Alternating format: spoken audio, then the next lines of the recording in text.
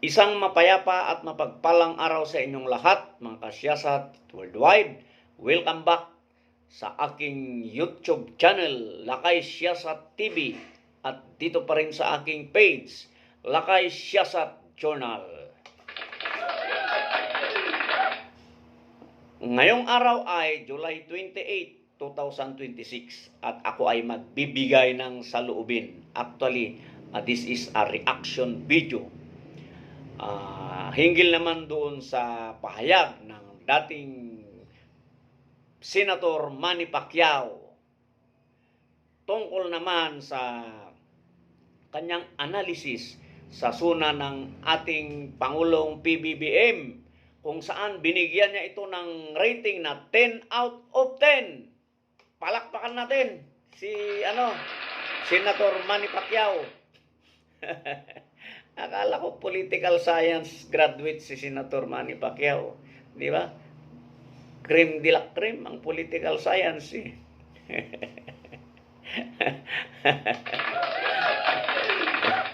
So, anyway, sabi pa ng huli na so far, kontento siya doon sa mga inihayag na plataforma o plano ng ating Pangulo. At idinagdag din niya na maganda ang accomplishment ng ating gobyerno sa nagdaang taon. Which is, hindi pa rin tayo amenable for that matter. Kasi meron tayong tatlo na rason. Actually, hindi ko pinanood ang suna ng ating Pangulo ngayon. No, I'm sorry to tell that.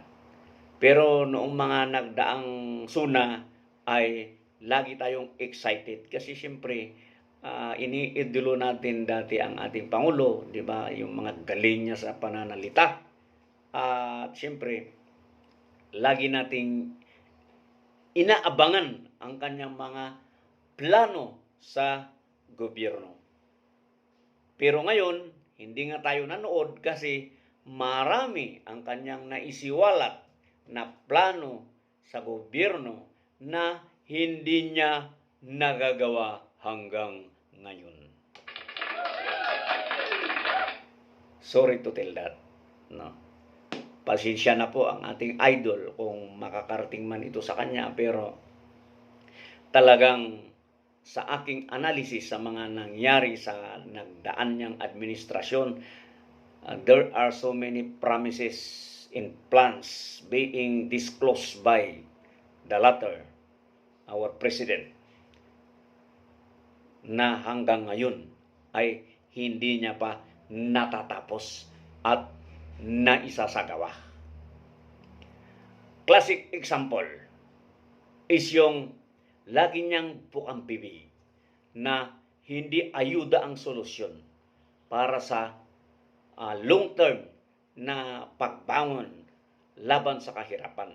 Bagkus ang solusyon ay creation, di ba, ng trabaho. Actually, ilang beses na sinabi ng ating Pangulo yan. Ang pangmatagalang solusyon sa pag-unlad at kabuhayan ng Pilipino ay hindi dapat galing sa ayuda, bagkus yung creation ng trabaho.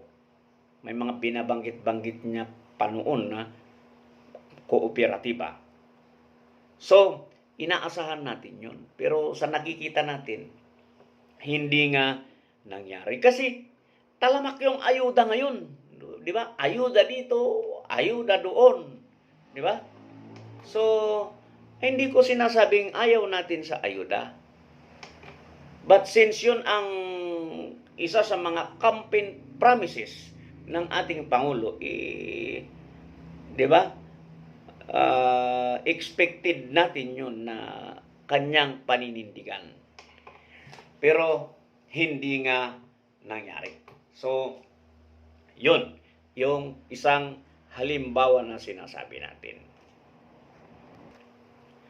Marami pa na programa na kanyang nabanggit, kagaya sa sektor ng agrikultura at pangingisda, di ba? Bilang anak ng isang farmer, di ba? Nabanggit din ng ating Pangulo na tulungan ay angat ang pamumuhay ng mga farmers sa pamamagitan ng, di ba, pagbili, di ba, at pamimigay ng mga makabagong makinarya sa mga magsasaka, di ba, para mapaggaan ang kanilang di ba, yung operational cost ay mas mabilis para sa mas masaganang ani, di ba? Mas mababang mga produkto ng pag-agrikultura, pero hindi nga po nangyari, di ba? Ang taas nga ng abono ngayon, di ba? So, yun yung mga rason natin kung bakit natin sinasabi na may mga naihayag ng ating Pangulo noon, nagdaang SUNA na hanggang ngayon ay hindi niya pa nagagawa.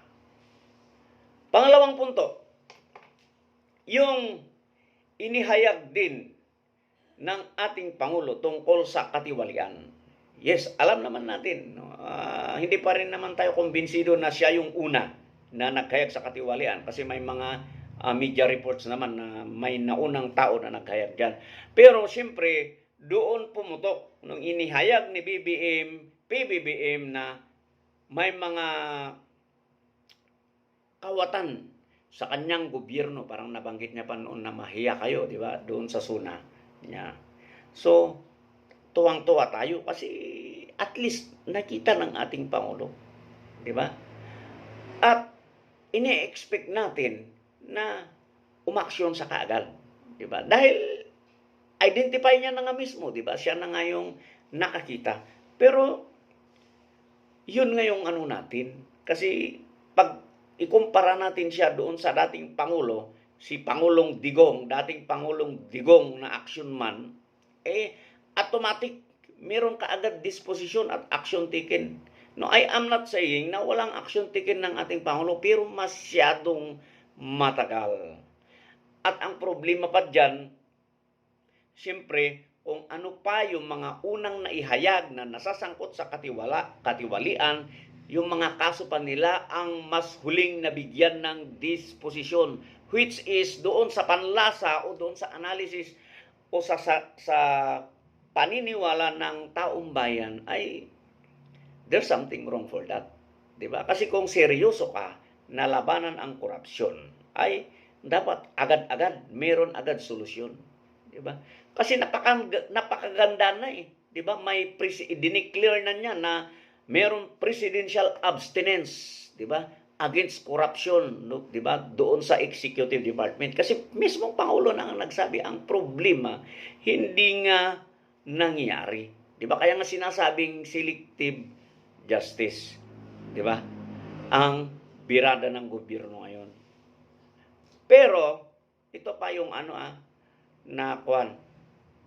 sinabi ko, i-correct ko lang yung sinabi ko na hindi nangyari, hindi pa nangyayari. Diba? Nangyayari nga, pero matagal. At yun nga yung sinasabi ko na dapat ngayong huling SUNA, diba na-report ng ating Pangulo sa taong bayan, yung katiwalian. Dapat ngayon, huling SUNA, ang i-report niya na lang is kung ano yung disposition niya, kung ano yung naging action taken niya, kung ano yung solusyon na ginawa ng gobyerno, di ba? Na itakwil at lutasin yung nauna niyang sinabi na katiwalian. Pero wala, di ba? Parang on process yung sinabi, mali, ang tagal na ng panahon. 1 taon na, di ba, ang lumipas. Dapat in a span of 3 months, meron agad solusyon yan. Anong silbi yung gastos ng gobyerno? Di ba, bumuo pa sila ng fact-finding committee. Di ba? Pero wala naman tayong nakikita, di ba? Kaya yun yung yun yung something na hindi natin ma-feel, di ba, sa gobyerno ngayon. Kasi ako, I don't care. Kahit sino naman yan, di ba? Basta nagkasala sa gobyerno, why not? 'Di ba? Kung nagkasala ang ating Vice President, why not? 'Di ba? Yun nga lang, sana walang selective, 'di ba? Sagasahan dapat ang masagasahan. Pangatlong punto, tungkol naman ito sa leadership. Kasi alam naman natin, noong nagtandem yung red at green, nabuo nga yung team unity, nasusubaybayan natin yan eh. Di ba? Very united tayo. But after election, di ba,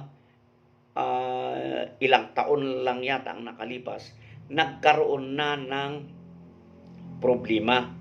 Divided na ang Pilipino, which is hindi dapat. Kasi kung ako yung Pangulo, hindi ko hahayaang mangyayari yan. Di ba? Bakit nangyayari? Di ba, na divided? Actually, hanggang ngayon, di ba, yung polarization ng politika ngayon sa atin ay nananatiling bipolar. Di ba?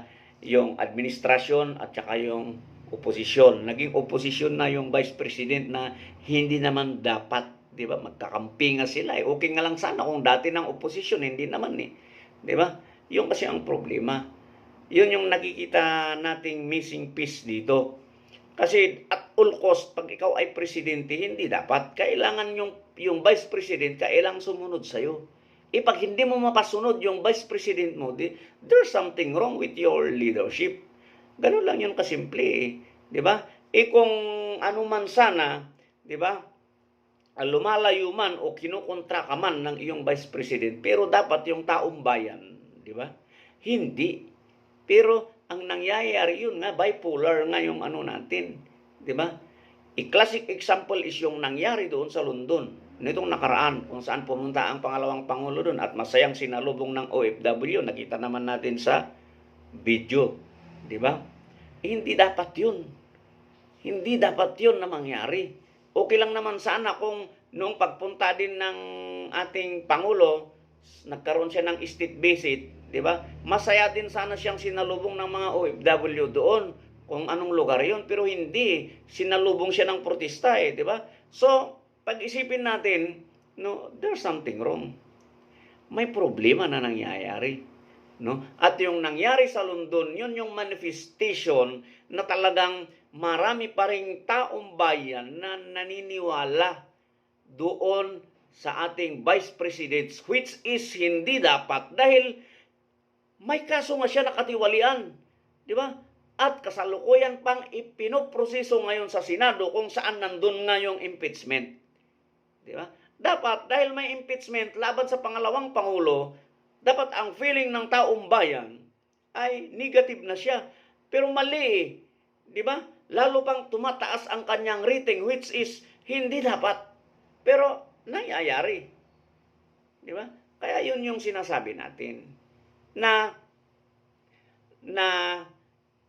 yung accomplishment na sinabi ni Manny Pacquiao, di ba? Amenable naman tayo na may mga accomplishment, pero kulang. Kasi dahil nga sa 3 punto at ang pinaka-crucial doon sa 3 punto na ibinabahagi natin is itong number 3. Di ba? Yung leadership. Kasi siyempre, hindi dapat ganun. Di ba? It is normal na may mga uma-idol at humahanga kay VP Sara. Pero dapat kung hinahangaan nila yung Vice Presidente, much more nahahangaan nila yung Presidente. Hindi yung doon lang sila sa Vice President, negative sila sa Presidente. Yun yung nakikita natin na problema dito sa sitwasyon ng, ito nga, yung sitwasyon ng bansa dahil nga sa nangyayari kung saan divided yung mga tao dahil hindi magkasundo ang ating Pangulo at pangalawang Pangulo. Again, di ba? Siyempre, ang Pangulo at all cost, di ba? Kailangan niyang kumbinsihin, dapat kailangan niyang mapasunod ang pangalawang Pangulo. Simple lang yun eh. Kasi hindi sila dapat mag-away. Kung ako yun, pare, di ba? Hindi tayo dapat magkontrahan, di ba? Kasi apektado ang sambayanan. Dapat ganun eh. Pero ang nangyari, palala ng palala. At yun yung problema ngayon. Siyempre, sino bang apektado dyan? Apektado ang taong bayan, apektado yung services ng gobyerno sa taong bayan. Pero, sabi naman ni Senator Manny Pacquiao, maganda yung isiniwalat na programa ng ating Pangulo ngayon. So, titignan natin, di ba? Kung kaya niyang gawin ang kanyang isiniwalat. Kasi nung una, yun ngayong sinasabi ko, kaya minsan nagko-comment ako, thought without action is impotence by Benito Mussolini. Sino ba yung philosopher na yun, di ba? Na importante kasi yun. Kaya nga itong si dating Senator Manny Pacquiao, parang hindi nag-aral ng political science. Ang baba naman yung di ba?